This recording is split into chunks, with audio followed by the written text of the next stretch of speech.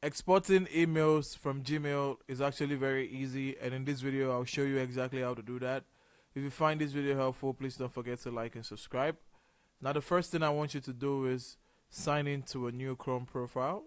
So once you sign into a profile, this is what it's gonna look like. And once you're done doing that, you verify by going to mail.google.com, and it's going to log into your Gmail account. Once that's done, you're going to open a new tab, and you're going to go to Google Takeout. So it's takeout.google.com.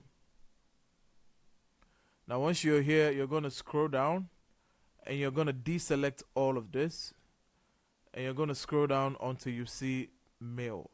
Now once you see mail, you're going to select mail, and you're going to check boxes of the labels that you require. Once you're done, you're going to scroll down, and you're going to click on next step. Now next step, here you're going to choose the preferred way to transfer the frequency and the file type and size. And once you're done, you're going to click on create export. Once it's done, it's going to tell you Google is creating a copy of data from mail. This process can take a long time, so possibly hours or days to be complete. But to get the updates, you're going to go back to your mail, and you're going to see it here. It's going to tell you that the archive of Google data has been requested, and once it's ready to get downloaded, it's going to send you another mail to tell you that the data is ready to be downloaded. Now that's how you export emails from Gmail. If you find this video helpful, please don't forget to like and subscribe.